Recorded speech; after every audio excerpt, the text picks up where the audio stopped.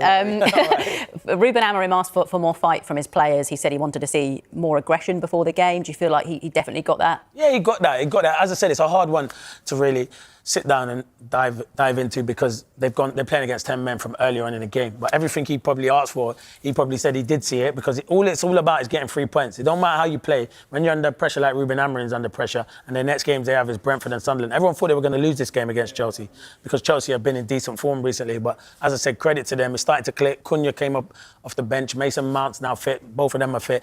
You never know with Man United. They could go on a little run now. But that's what I feel like that's what happened. But they needed a spark, didn't they? That's what they did. They needed a spark and they got the spark. Beating a team like Chelsea, who I think will finish in the top 4 this season, it should give them good confidence moving forward. Because now it's about just getting a little bit of momentum. You mentioned they've got Brentford next. What's really fascinating is that this is in the early kick-off on Saturday lunchtime. They win that. This is staggering when you look at the Premier League table. They'll move level on points with Arsenal in second.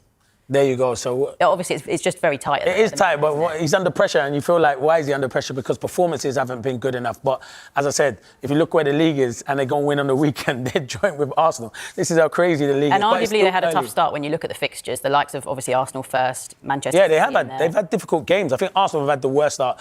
The hardest start, but definitely Man United have had hard games. But I think it's the way and the manner with the way they were losing football matches and not changing formation and stuff where people are not getting the best out of their players, why people were being critical of him. But if that formation is not going to change. Of course it's not going to change, so he has to stick with it and you stick. And he's going to stick by it. And if he loses his job, so be it. But he's going to do it his way. So credit must go to him. But no, good performance against Chelsea. Even though they were playing against 10 men, you can't be critical of them. Let's bring Dave into the conversation. And Dave, you've been having a closer look at Manchester United's attack. Yeah, because a lot of the focus so far this season really has been criticism of Manchester United's setup out of possession and the way that opposition managers have managed basically to exploit them defensively. At the opposite end of the pitch, United have been better, and really they should be. They spent more than £200 million on forwards this summer.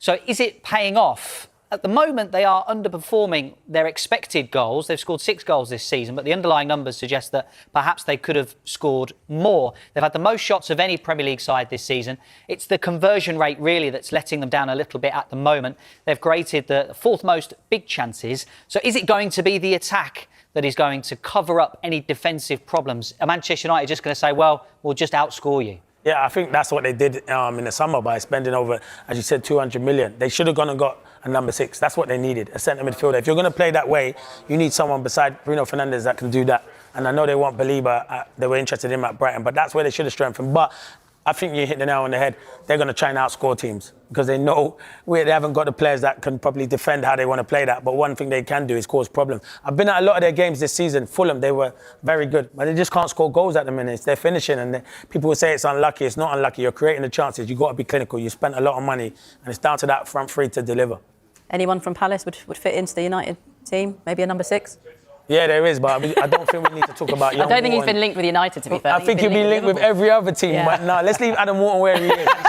He doesn't need to be spoke about. For now, let's leave him where he is. No. I thought that might be your answer. Right, I said we were going to talk about Chelsea. We're going to do that in just a second. Defeat, of course, at Old Trafford, compounded by an injury to Cole Palmer. Palmer started... Fabrizio Romano. Carlos Baleba very keen on joining Man United after positive talks. Brighton midfielder Carlos Baleba is very keen on joining Manchester United in 2026 after positive conversations this summer, Given Sports senior correspondent Fabrizio Romano has revealed. The Old Trafford side targeted a move for the Cameroonian midfielder before the campaign, but were ultimately priced out of stepping up their interest, with Brighton's demands reaching around £115 million. While Baleba's arrival looks unlikely to happen mid-season, Romano suggests United could revisit the deal after the campaign, with the 21-year-old still earmarked as a priority target for the club. United held talks with Baleba and his representatives in August before opting to pursue goalkeeper Sen Lamens as their final signing of the summer transfer window. Carlos Baleba's target for Man United. Romano, speaking on his YouTube channel, revealed that Baleba's move to Man United remains difficult unless Brighton changes their stance on the midfielder. It was August, here on the channel. I told you, Man United want Carlos Baleba. Baleba wants to go to Man United. The conversation with the player and his agents was excellent, but Brighton, at that time in August, didn't want to sell the player. In January, it's likely to be a difficult deal, the Baleba one, because Brighton insist on not selling the player. But for the summer, unless this stance changes for January, we have to see what happens, but for the summer, let's say for 2026, for sure. Manchester United see Carlos Baleba as a priority target. I gave you a video last summer saying Baleba will remain a target if the deal doesn't happen now.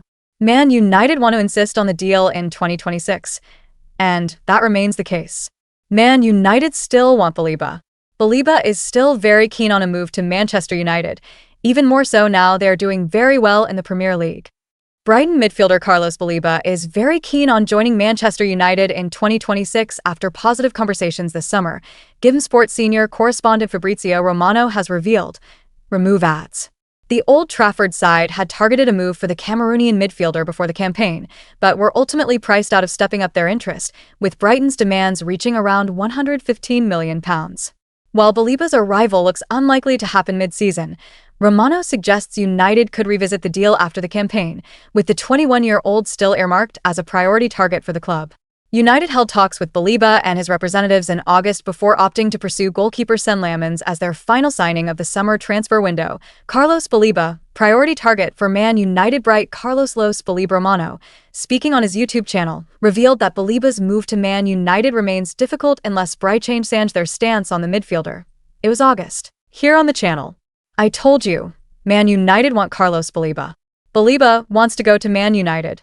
The conversation with the player and his agents was very good, but Brighton, at that time in August, didn't want to sell the player. In January, it's likely to be a difficult deal, the Baleba one, because Brighton insist on not selling the player. But for the summer, unless the stance changes for January, we have to see what happens, but for the summer, let's say for 2026, for sure. Manchester United see Carlos Baleba as a priority target. I gave you a video last summer saying Baleba will remain a target if the deal doesn't happen now. Man United want to insist on the deal in 2026, and that remains the case. Man United still want Baleba. Baleba is still very keen on a move to Manchester United, even more so now they're doing very well in the Premier League. AD Baleba has featured in all of Brighton's 14 games in the Premier League and Carabao Cup this season, making 12 starts under head coach Fabian Herzler. The midfielder, who joined the Seagulls from Lille in the summer of 2023, is under contract until June 2028, with Brighton holding an option to extend it by a further year. Man United are expected to welcome a new midfielder in 2026 and have also earmarked Nottingham Forest and England star Elliot Anderson as another option. According to Given Sport sources, the Red Devils are scouting the former Newcastle midfielder among other potential targets, but have yet to make any concrete moves regarding his Old Trafford move.